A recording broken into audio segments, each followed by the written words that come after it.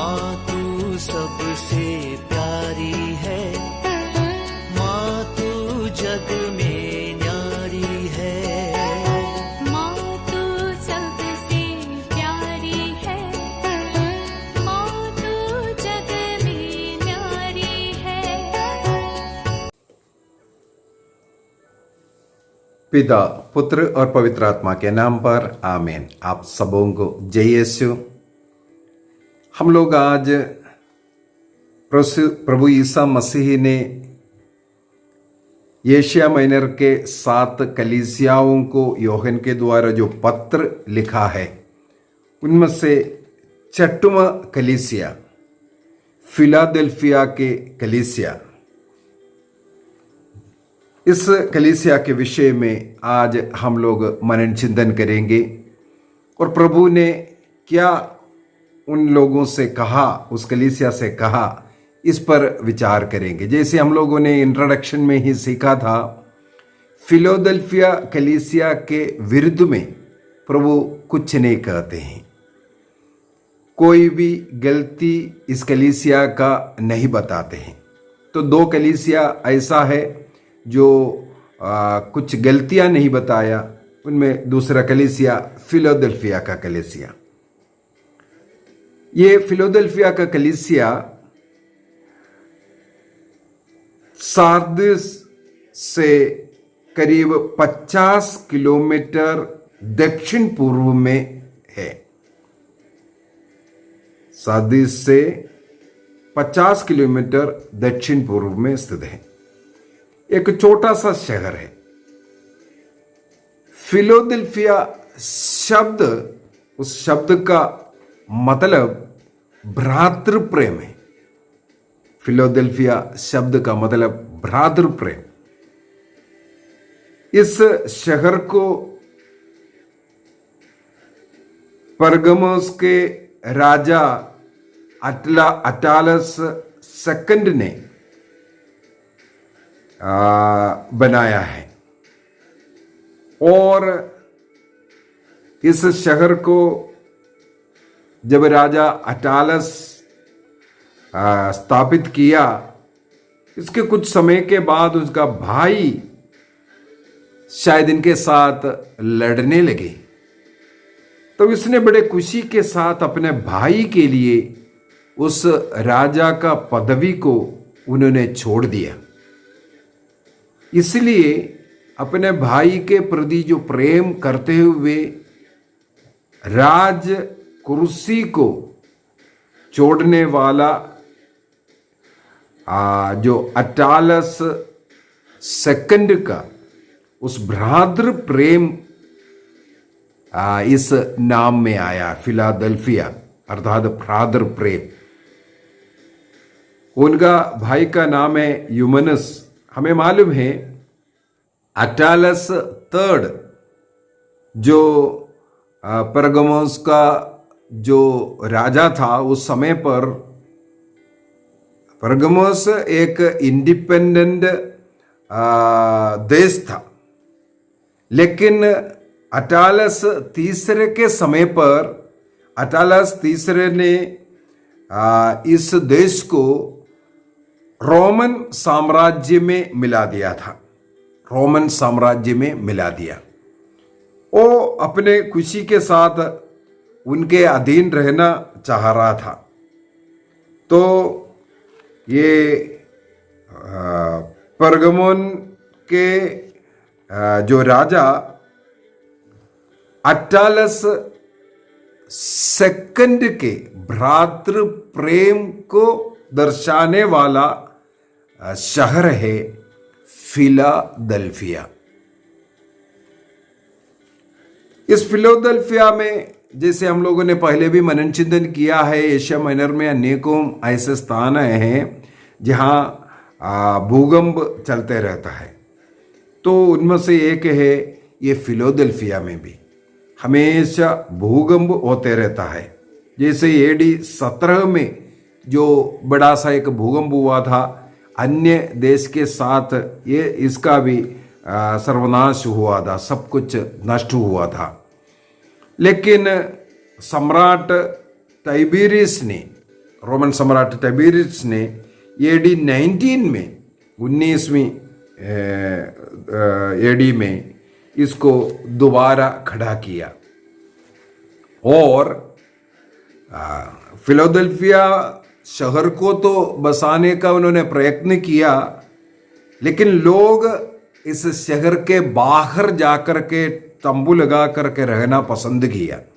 तो अधिकतर लोग इस नगर के बाहर जाकर के झोपड़ी बना करके रहने लगे और कुछ लोग इस नगर में रहने वाले भी लोग भी जब भूकंप हो जाता है तब भागने के लिए तैयारी में बैठता था। डर भय में वे लोग उस शहर में रहते थे। और इसका एक और खासियत है, एशिया माइनर के मीसिया, लीदिया, फ्रीजिया आदि जो शहर में देश में जाने के लिए जो नेशनल हाईवे इस फिलाडेल्फिया होते हुए होता था। इसलिए ग्रीक अर्थात यूनानी संस्कृति को उन देशों में फैलाने के लिए फिलाडेल्फिया को उस देश के प्रवेश द्वार, गेटवे ऑफ इवन एशिया कहते थे। गेटवे ऑफ एशिया इस फिलाडेल्फिया को कहते थे। अगला, जब रोमन सम्राट तिबेरियस ने इस शहर का पुनर्निर्माण करवाया, इस कारण उनके आदर सम्मान में इस फिलाडेल्फिया का नाम बदलने के लिए लोग सोचा और बदला भी था। नयो कैसरिया नाम डाल दिया था। तिबेरियस के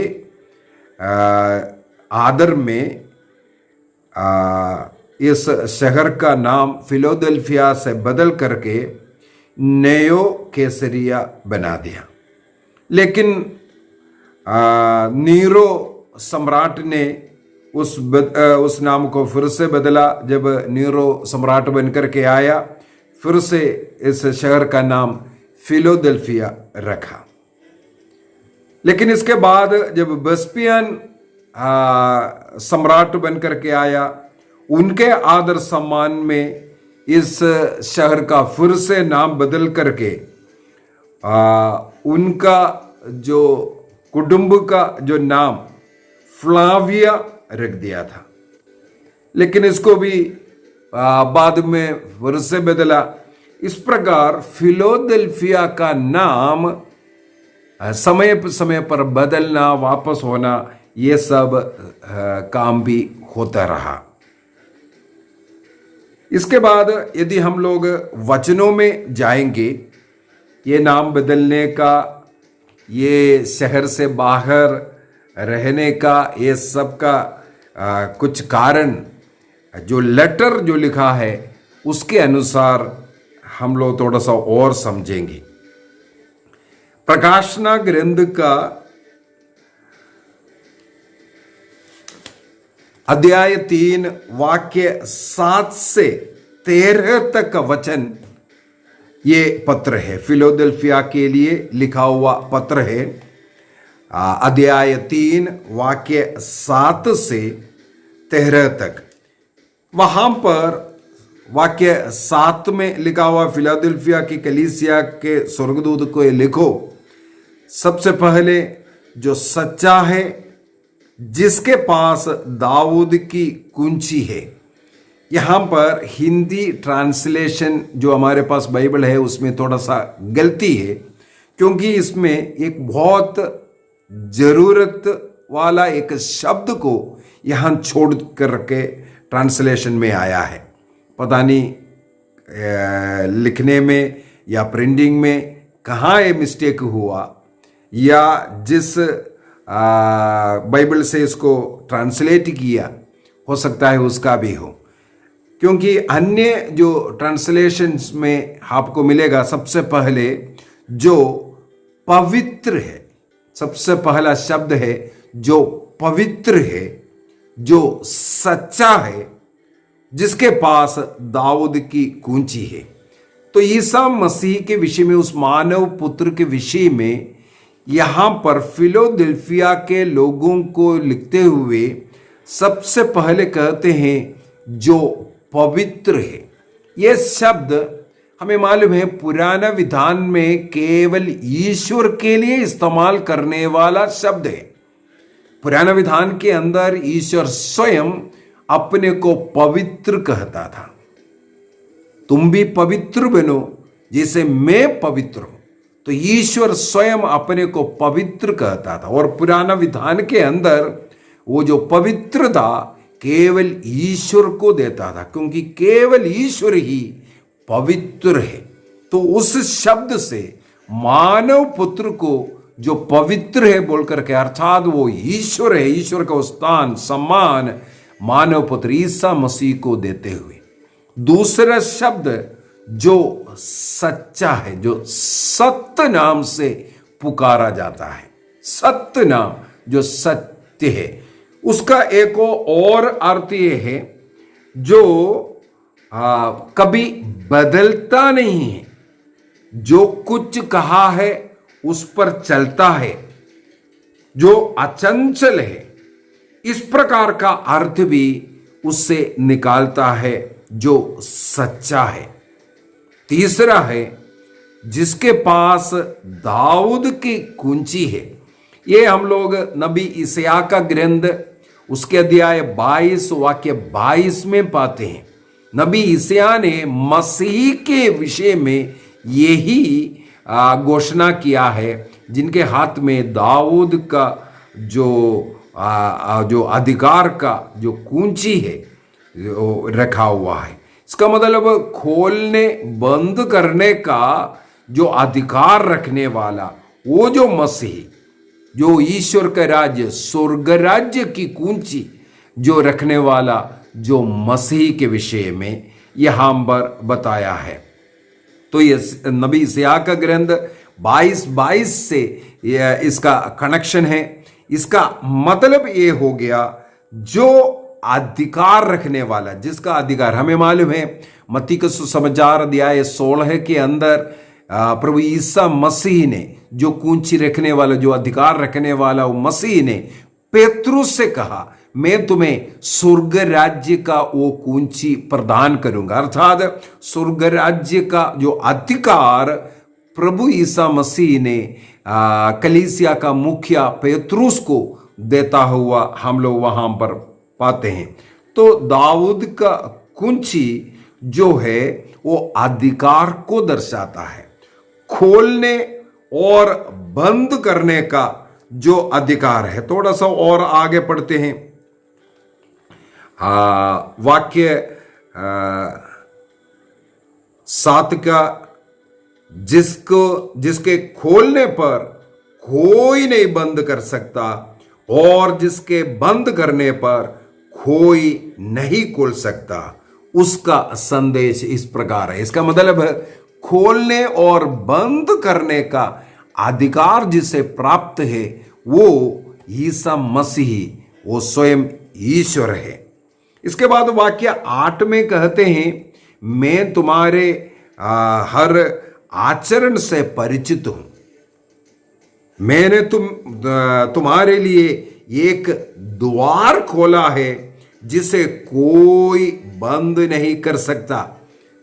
तो उस ईसा मसीह मानव पुत्र का जो परिचय देते हुए खोलने बंद करने का अधिकार रखने वाला व्यक्ति बोल करके यहां पर प्रभु ईसा मसीह इसके बाद कहते हैं, मैं तुम्हारे लिए एक द्वार खोल करके रखा है।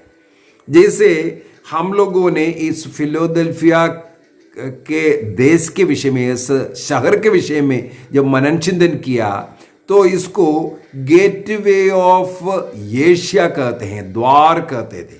यहां पर ईसा मसीह कहते हैं, वहां पर किसके लिए द्वार था? जो यूनानी ग्रीक कल्चर को अन्य देशों में फैलाने के लिए, सिखाने के लिए ये द्वार, अन्य देशों के लिए प्रवेशिका था, द्वार था।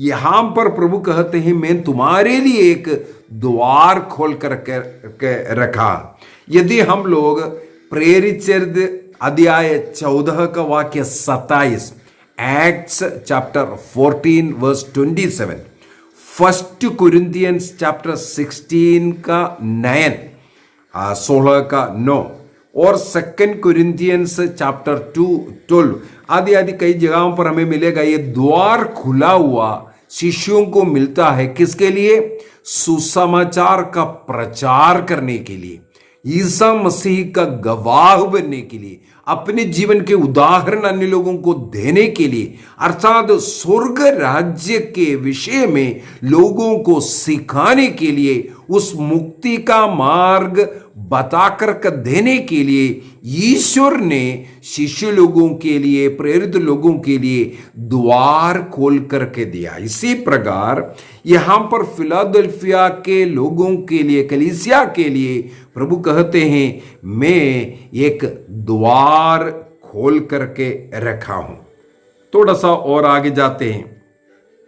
तुम्हारी शक्ति सीमित है। इसका मतलब है इस फिलाडेल्फिया अन्य लोगों के बीच में उतना माना हुआ शहर नहीं था, क्योंकि एक तो लोग वहां रहना के लिए डर रहा है, क्योंकि भूकंप बार बार हो रहा है, और इन लोगों का, फिलाडेल्फिया के लोगों का इतना शक्ति सामर्थ्य भी नहीं था अन्य लोगों के बीच में। इसका मतलब यहां पर प्रभु कहते हैं तुम्हारा शक्ति तो सीमित है, फिर भी तुमने मेरी आज्ञाओं का पालन किया और मेरा नाम अस्वीकार नहीं किया। तुम्हारे विरुद्ध में कितना भी षड्यंत्र रचा, तुम्हें कितना भी दुख कष्ट भी उठाना पड़ा, लेकिन तुम प्रभु का नाम को बनाए रखा, उस विश्वास में रखा, ईसा मसीह को त्यागा नहीं।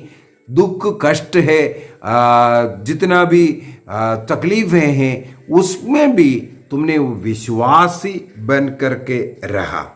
इसके बाद लिखा है वाक्य 9 में, देखो मैं शैतान के उस अनुयायियों को जो अपने को यहूदी कहते हैं किंतु यहूदी नहीं और झूठ बोलते हैं, इसके लिए बाध्य करूंगा कि वे आकर तुम्हारे चरणों में दंडवत करे और यह जाने कि मैं तुमको प्यार करता हूं। बहुत सुंदर वचन है, इसको भी समझने की जरूरत है। यहां पर जो यहूदी है लेकिन वो यहूदी नहीं है। यहूदी का मतलब है ईश्वर के चुने हुए लोग। ईश्वर के चुने हुए लोग तो है, लेकिन वो मसीह को स्वीकार नहीं किया, मसीह को अपना मुक्तिदाता के रूप में स्वीकार नहीं किया, मसीह की शिक्षा उनके जीवन में प्रकट नहीं है। जो मसीही बोलते हैं, क्रिश्चियन बोल करके, एक क्रिश्चियन कैसे जीना चाहिए उस प्रकार नहीं जीते हैं। कई लोग बोलने के लिए केवल क्रिश्चियन है, लेकिन एक क्रिस्तीय धर्म के अनुसार जीवन नहीं जीते हैं। ईसा मसीह की उस शिक्षा उनके जीवन में नहीं दिखाई देता है। उनके लिए प्रभु कहता है वह झूठ बोलता है। कौन झूठ है? योहन के सुसमाचार अध्याय 8:44 में कहते हैं तुम अपने पिता की इच्छा के अनुसार जीते हैं। वो झूठा है। कौन? शैतान झूठा है। शैतान के सिंहासन पर बैठने वाला, शैतान के झुंड में रहने वाला तुम हो। क्योंकि एक क्रिश्चियन होकर के क्रिस्तीय धर्म कैसे होना चाहिए उसके अनुसार ना जीने वाला शैतान के वश में है। बपतिस्मा प्राप्त किया इसका यह मतलब नहीं तुम क्रिश्चियन हो। उसके अनुसार यदि तुम नहीं जीते हैं, प्रभु कहते हैं तुम्हारी उन सारे प्रवृत्तियों को मैं जानता हूं। और फिलाडेल्फिया के जो लोग हैं सीमित शक्ति है, उनको अन्य लोगों के ऊपर उतना प्रभाव डालने का शक्ति नहीं है, उनको कोई मानता नहीं है। फिर भी वो अपने विश्वास में दृढ़ रहा, ये कहते हैं। फिलाडेल्फिया ऐसा एक कलीसिया है, फिलाडेल्फिया का जो कलीसिया, फिलाडेल्फिया की जो कलीसिया, ऐसे कलीसिया है, प्रभु इनके खिलाफ कहीं कुछ नहीं बोलते हैं, क्योंकि सीमित शक्ति वाले वहां पर रहने के लिए भी लोग डरने वाले जगह पर रह करके अपने विश्वास में वह रहा। और शैतान की सिनगोग के विषय में इससे पहले भी हमने सीख चुका है। शैतान की गद्दी हो, सिंहासन हो या सिनगोग हो, अर्थात जो लोग सच्चे विश्वास में नहीं रहते हैं, बाइबल जो बताता है, जो कलीसिया जो शिक्षा देता है उसके अनुसार नहीं जीते, जो कलीसिया से हट करके अपने मार्ग में, अपनी रीति में जो चलने लग जाता है।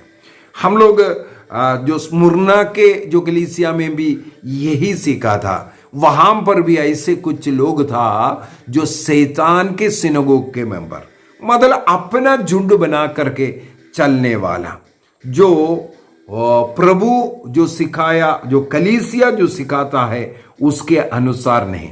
अध्याय 2 वाक्य 9 के अंदर हम लोग स्मुरना के विषय में भी ये बताता है, जो झूठ सिखाना है, जो सत्य कलीसिया से लोगों को निकाल करके झूठे बातें बता करके, दिखा करके लोगों को उसकी ओर आकर्षित कर शैतान के झुंड में जोड़ने वाले, पवित्र मिस्सा बलिदान में भाग नहीं लेते हैं, प्रभु यीशु मसीह का शरीर और रक्त को ग्रहण नहीं करते हैं, प्रभु के उस मुक्ति कार्य को उसी प्रकार विश्वास नहीं करते। इस प्रकार शैतान के शिष्य लोग बन करके रहने वाले कई लोग, शैतान के संतान बन करके स्वयं को बोलेगा हम तो मुक्ति प्राप्त किया है, हम ही सही लोग हैं, ऐसा बोल करके, इसलिए बोल रहा है यहूदी बोल रहा है, लेकिन वो सचमुच में यहूदी नहीं है कर करके, और वो शैतान के झुंड में है। इसके बाद क्या कहते हैं, वे तुम्हारे चरणों में दंडवत करेंगे। इसका मतलब है उन लोगों को भी मैं ऐसा कष्ट दूंगा, ऐसा करूंगा कि तुम्हारे अनुसार वे भी विश्वास करने के लिए मैं उन्हें बाध्य करूंगा। कलीसिया से जुड़कर, कलीसिया जो सिखाता है उसके अनुसार चलने के लिए मैं बाध्य करूंगा। यह है उन लोगों को भी इस प्रकार का जो बाध्य करने के विषय में। यशायाह का ग्रंथ अध्याय 45 वाक्य 14 में, आइज़ाया चैप्टर 45 वर्स 14 और चैप्टर 49 वर्स 23, अध्याय 49 का 23वां वाक्य में, और अध्याय 60 का 14वां 60 वर्स 14, यहां पर सब इसके विषय में लिखा हुआ है। और ईसा मसीह स्वयं कहते हैं एक नवीन जेरूशलेम जो होगा उसमें सब लोगों को एकत्र करने के विषय में प्रकाशना ग्रंथ अध्याय 21 का वाक्य 24 से 26 तक के वचनों में प्रभु ईसा मसीह इसके लिए सब लोगों को बाध्य करेंगे। और वाक्य 10 के अंदर लिखा हुआ है, तुम मेरे आदेशानुसार दृढ़ बने रहे। तुम उस विश्वास में, प्रभु को स्वीकार करने में और जो कलीसिया सिखाते हैं उसके अनुसार चलने में, इस कलीसिया से मैं हटूंगा नहीं, क्योंकि ईसा मसीह ने जिस कलीसिया की स्थापना किया उस कलीसिया में, उस विश्वास में, कलीसिया जो सिखाता है उसके अनुसार, जो अधिकार प्राप्त कलीसिया वो जो सिखाता है उससे हटेंगे नहीं। इस प्रकार तुम स्थिर रहा। स्थिर रहने के विषय में यहां पर लिखा है, मेरे आदेशों का दृढ़ बने रहे, इसलिए मैं भी तुम में इस विपत्ति के समय सुरक्षित रखूंगा। विपत्ति आने के विषय में भविष्यवाणी ईसा मसीह ने स्वयं किया। मार्कुस के सुसमाचार अध्याय 13 वाक्य 19 में, या दूसरा तसलनियों का पत्र अध्याय 2 वाक्य 1 से आगे हम लोग 12 तक का वचन में पढ़ सकते हैं। उस समय पर अनेकों का विश्वास लोग छोड़ सकता है, कलीसिया छोड़ करके अन्य भ्रामिक जो बातों पर पढ़ करके कई लोग छोड़ करके जाएगा। और इस कलीसिया से जुड़े रहने के लिए कई लोग तैयार नहीं होगा। ऐसी ऐसी बातें ईसा मसीह ने स्वयं पहले बता चुका है। एक बड़ा सा चुनौती का समय हमारे सामने आने वाला है और लिखा है पृथ्वी पर आने वाली है और उसके निवासियों की परीक्षा लेगी। ये उसके निवासी का मतलब है जो कलीसिया को छोड़कर ईसा मसीह का जो सच्चा कलीसिया है उसका जो सदस्य छोड़ करके जो जाने वाले, जो इस संसार की मनोभाव रखते हुए, सोच रखते हुए जाने वाले लोग, जो प्रकाशना ग्रंथ के अंदर कई जगहों पर इस प्रकार लिखा हुआ है, संसार के जीवन जीने वाले, अपने बुद्धि अपने तरीके से जो कलीसिया सिखाता है, मसीह जो सिखाया उसके विपरीत चलने वाले। हम लोग प्रकाशना ग्रंथ अध्याय 6 का वाक्य 10 में, अध्याय 8 का वाक्य 13 में, अध्याय 11 का वाक्य 10 में सब इस प्रकार के लोगों के विषय में, संसार के मनोभाव रख करके कलीसिया से हट करके जीने वाले लोगों के विषय में लिखा हुआ पाते हैं। तो उसके निवासी, इस पृथ्वी के निवासी का मतलब है जो कलीसिया से हट करके जीने वाले लोग, मसीह में जो नहीं है उन लोग। इसके बाद वाक्य 11, मैं शीघ्र ही आने वाला हूं, जो शिक्षा तुम्हारे पास है उस पर दृढ़ बने रहो, जिससे कोई तुमको तुम्हारे मुकुट से वंचित ना करे। विश्वास प्राप्त लोगों को ईश्वर देने वाला विजयी का, रणभूमि में जो विजयी होगा उनको मिलने वाला उस मुकुट से तुम वंचित ना हो। प्रभु यहां पर फिर से फिलाडेल्फिया के कलीसिया को बताते हैं जो सतावट है, जो दुख कष्ट तुम्हें हो रहा है, रोमन सम्राटों का सतावट चल रहा है, इसे तुम्हें डरने की जरूरत नहीं, क्योंकि मैं जल्दी आने वाला है और तुम्हें वो मुकुट प्रदान करूंगा। विजयी को मैं अपने ईश्वर के मंदिर का एक बहुत बड़ा बात इसके बाद बोल करके दे रहा है। यहां पर 3 बातें वाक्य 12 और 13 के अंदर, 12 के अंदर हमें बोल करके दे रहा है। बहुत ही शक्तिशाली वचन है। वहां पर सबसे पहले कहते हैं मेरे जो विजयी को अपने ईश्वर के मंदिर का खंबा बनाऊंगा, अपने ईश्वर के मंदिर का खंबा बनाऊंगा। यदि हम लोग राजाओं का ग्रंथ, पहला ग्रंथ, फर्स्ट किंग चैप्टर 7 वर्स 21 को पढ़ेंगे, पहला राजाओं का ग्रंथ अध्याय 7 वाक्य 21 में, वहां पर सुलेमान ने जब मंदिर बनाया उसमें 2 खंबे खड़ा किया था, जिस पर नाम भी लिख करके रखा।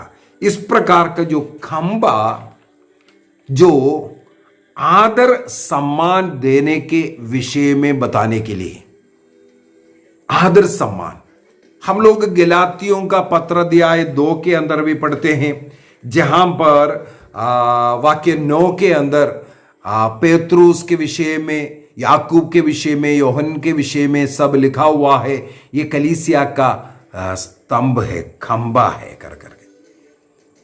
तो कलीसिया में सबसे माननीय व्यक्ति, स्थान प्राप्त व्यक्ति, कलीसिया का मुखिया, क्योंकि उस समय पर वो बिशप है, संत पेत्रुस संत पापा है, कलीसिया के सबसे बड़ा है। इस प्रकार कलीसिया, संत पौलुस कहते हैं इन्हें स्तंभ मानते हैं, खंबा मानते हैं।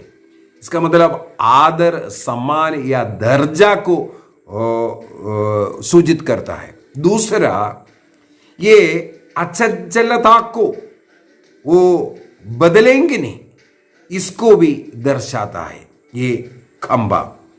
तो यरूशलेम मंदिर में इस प्रकार का खंबा और उसमें नाम लिखना, इसके विषय में ही यहां पर जो 3 बातें मैंने बोला है। सबसे पहले तुम्हें खंबा बनाऊंगा बोल के, इसके बाद क्या लिखा है, वह फिर कभी उसके बाहर नहीं जाएगा।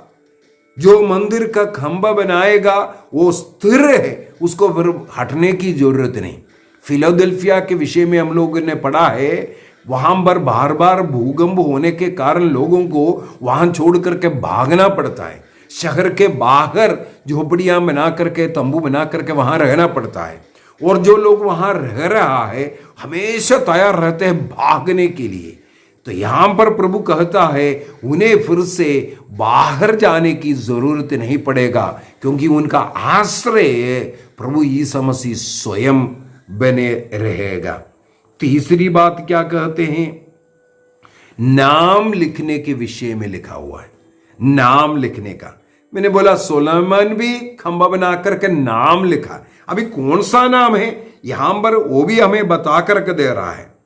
3 नामों के विषय में यहां पर लिखा है। सबसे पहले मैं अपने ईश्वर का नाम, अपने ईश्वर के नगर, उसके नवीन यरूशलेम का नाम। दूसरा ईश्वर का नाम और नवीन यरूशलेम का नाम। तीसरा जो मेरे ईश्वर के हाथ से स्वर्ग से उतरने वाला है, जो यरूशलेम। और इसके बाद तीसरा अपना नया नाम उस पर अंकित करूंगा। मैं तुम्हें खंबा बनाऊंगा और कभी इससे हटाएंगे नहीं, और उस पर ईश्वर का नाम और मेरा नया नाम और नवीन यरूशलेम जो ईश्वर के वहां से आ रहा है उस नाम में लिखूंगा। तो प्रभु हमें बताता है कि जो प्रभु में विश्वास करते हुए इस कलीसिया से जुड़ करके जीवन जीते हैं, प्रभु की शिक्षा के अनुसार जो कलीसिया सिखाता है उसके अनुसार जो जीवन बिताता है, उनको विजयी बनाऊंगा, मुकुट बनाऊंगा और उनको उस मंदिर का खंबा बनाएगा। तो आज क्लास यहां पर हम समाप्त करते हैं और अपनी आंखों को बंद करें, प्रभु को धन्यवाद दें। हम लोगों ने आज फिलाडेल्फिया के विषय में सीखा। प्रभु यीशु मसीह ने जो 6वें कलीसिया को जो लिखा, फिलाडेल्फिया शहर के जो कलीसिया, फिलाडेल्फिया नाम कहाँ से आया? भ्रातृ प्रेम से। ईश्वर प्रेम है, उस प्रेम को इस कलीसिया में प्रकट करता हुआ हम लोग पाते हैं। इस कलीसिया को कहीं डांटता नहीं, लेकिन उनका जो सीमित शक्ति में किस प्रकार इस कलीसिया विश्वास में रहता है, कलीसिया में जुड़ करके वो पूरा फिलाडेल्फिया के लोग विश्वासी गण रहते हैं, और उनका जो उसका फल जो आखिरी में जो मिलने वाला है, जल्दी प्रभु यीशु मसीह आने वाला है, उनको मुकुट पहनाएगा। विजयी का जो पहनाता है वो मुकुट पहनाएगा। इसके बाद मंदिर में खंबा बनाएगा, वो भागने की जरूरत नहीं पड़ेगा। इसके बाद बार बार भूकंप के द्वारा ये सब प्रभु आश्वासन देते हैं। निर्णय कीजिए, हम भी फिलाडेल्फिया के कलीसिया के समान जितना विश्वास है, जितना ज्ञान है, उसमें कलीसिया से जुड़ करके रहेंगे। जो शैतान के लोग आकर के भ्रम में हमें डालता है, हम उनके वचनों को नहीं सुनेंगे।